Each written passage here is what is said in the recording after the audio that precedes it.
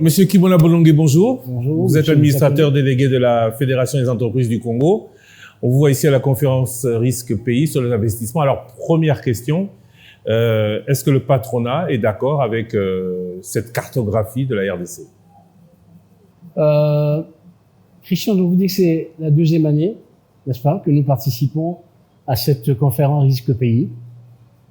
Nous l'avons fait l'année dernière. Et si l'agence Moonfeed est là, avec le ministère des Finances, c'est essentiellement avec le concours de la Fédération des entreprises du Congo. Parce que ceux qui sont interrogés, ceux qui sont sollicités par l'agence Moonfeed, ce sont essentiellement des opérateurs économiques ou ceux qui travaillent avec des opérateurs économiques.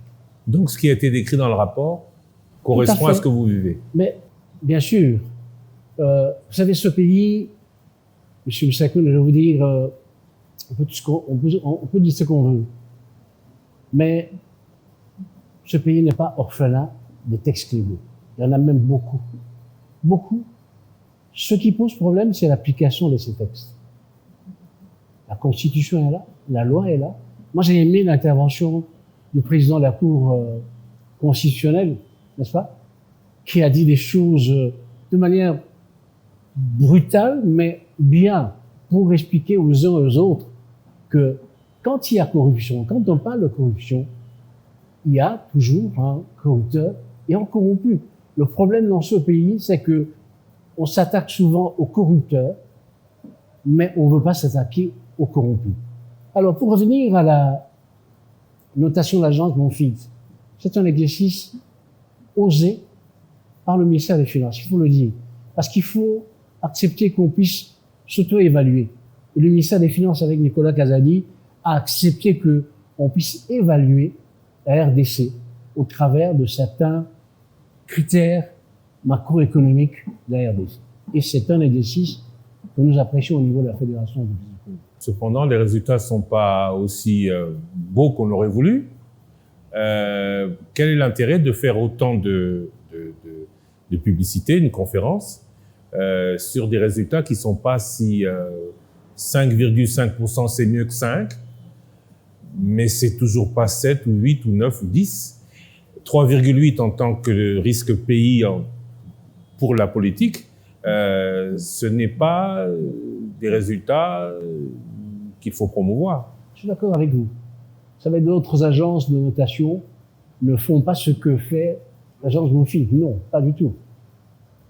Mais c'est un exercice, je vous dis, il faut avoir du courage. Un peu comme nous l'avons fait avec la cellule climat des affaires de la présidence de la République, quand nous avons fait le baromètre national sur le climat des affaires.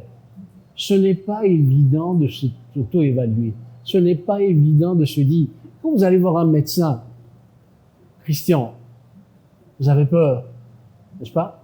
Mais en même temps, vous êtes rassuré, vous vous dites, voilà, je suis en face d'un médecin, je suis là pour qu'il puisse m'apporter une guérison. Ce que le ministère des Finances, ce que le gouvernement dans l'ensemble fait avec l'agence de notation, c'est un très bon exercice. Et nous allons continuer à soutenir le ministère des Finances dans cet exercice. C'est comme pour le baromètre national. Tout le rapport qui a été fait, c'est essentiellement au travers des membres de la Fédération des entreprises du Congo. Le chef d'État l'a dit, même si le taux de satisfaction n'était que de 37%, ben le chef d'État l'a dit. Il vaut mieux savoir que le taux de satisfaction est de 37% plutôt que de se dire on est tout bon, on est mieux, on est tout beau. Non, on accepte ce qu'on a et il y a moyen de trouver des solutions au travers de certains textes qui sont là. Je vous ai dit que la RDC n'est pas orpheline des textes. Ce qui pose problème, c'est l'application des textes par ceux qui doivent les appliquer, malheureusement.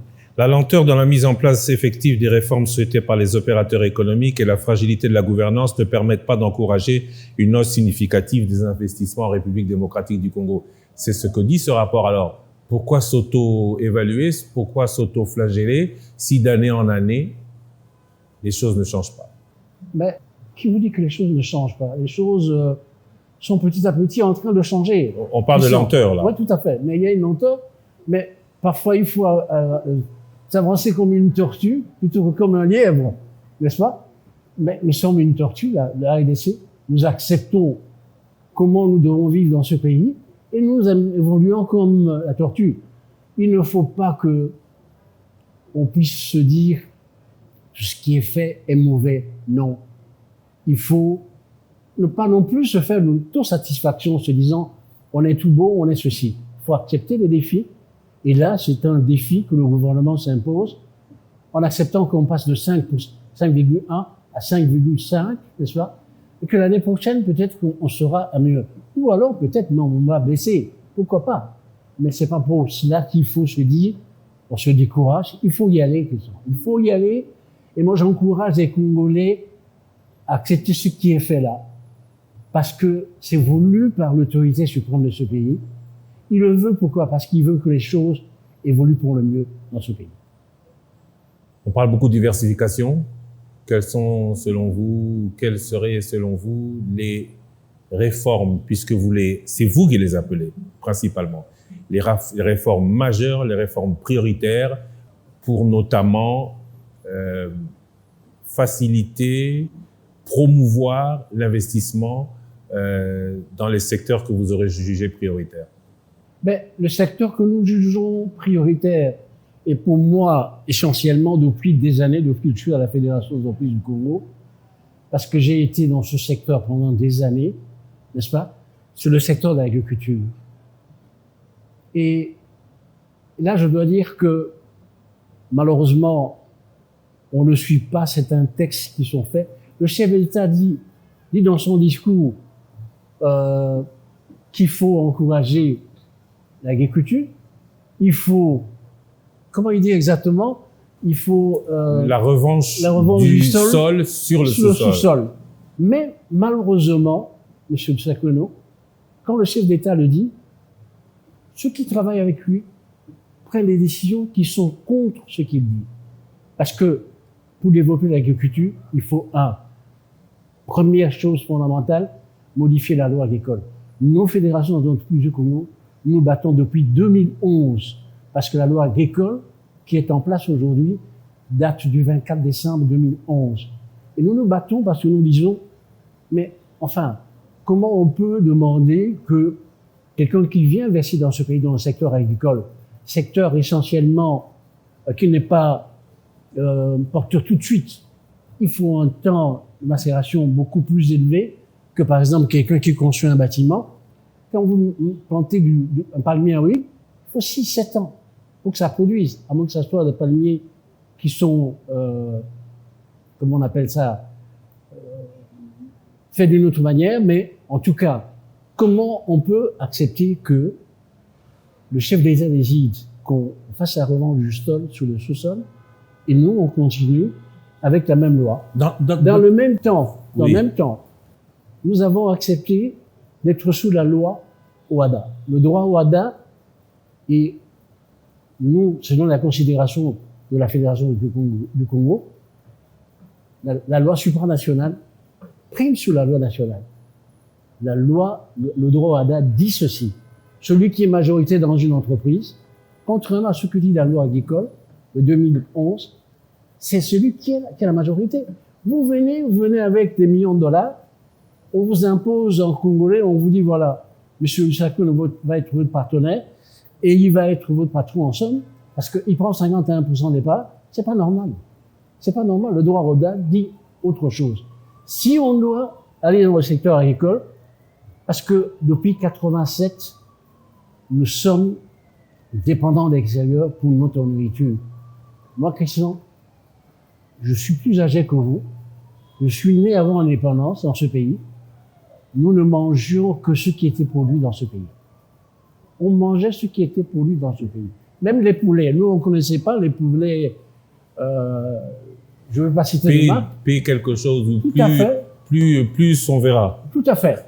Mais nous, on mangeait des poulets ici, qui étaient produits ici. La viande était produite ici. Les légumes, le riz était produit ici. Pour qu'on puisse développer le secteur agricole, diversifier notre économie, il faut absolument modifier la loi agricole. Ça, c'est un. 2.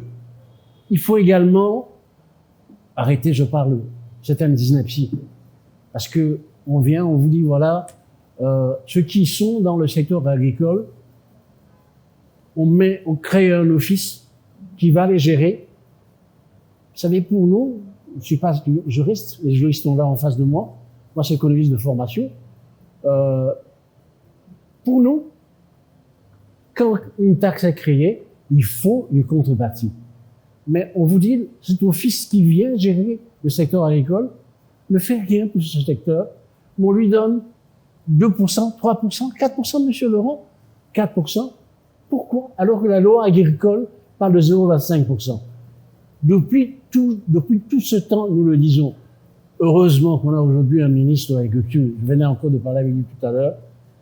Dans le prochain avenir, nous allons être avec lui pour qu'on puisse remettre les choses à plat de telle manière que ceux qui sont dans ce secteur puissent réellement payer ce qu'on leur demande de payer par la loi et pas par des arrêtés qui sont signés par certains ministres fustiges.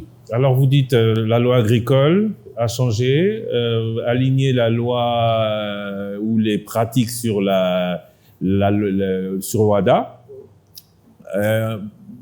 Mais le gros problème, c'est aussi le coût et l'accès au crédit. Le gros problème, c'est aussi la fiscalité. Les problèmes sont multiples. Tout à l'heure, je vous ai parlé des priorités. Ils ne sont pas autant prioritaires que la loi agricole et l'alignement sur les règles WADA. J'ai bien aimé l'intervention du représentant de la Banque mondiale tout à l'heure dans le premier panel. Il faut que nous fassions un recadrage de notre activité macroéconomique. L'exemple qui a été donné tout à l'heure, avant de répondre à votre question, c'est quoi? C'est que l'essentiel de l'activité aujourd'hui, 80% de l'activité, c'est par les petites et moyennes entreprises, qui ne contribuent qu'à 20%. Nous le disons depuis des années, à 20%. Les 20%, ce qui donne le maximum, c'est en dollars. Le franc congolais est là, utilisé par les petites et moyennes entreprises, par les mamans maraîchères. On ne va pas acheter des arachides avec des dollars. Non, on achète des arachides, et tout mêlé, on achète avec les francs congolais. Donc, il faut un recadrage de l'activité macroéconomique. Il faut également que, au niveau de certaines banques, du ministère des Finances, de la Banque centrale, on puisse baisser le taux d'accès au crédit. Parce qu'aujourd'hui, le taux de crédit au niveau de la Banque centrale, c'est énorme. Mais nous y attelons, nous le faisons maintenant avec le concours de l'ACB, qui fait partie d'AFEC, de telle manière qu'on puisse baisser le taux d'accès au crédit. Ce pays est passé, M. Moussakouenou, par beaucoup de défis depuis quelques années, et nous avons encore des défis devant nous, mais moi j'ai confiance qu'on va arriver à des solutions très rapidement. Monsieur Kimona Bonongue, je rappelle que vous êtes l'administrateur délégué de la Fédération des entreprises du Congo. Je vous remercie. Merci.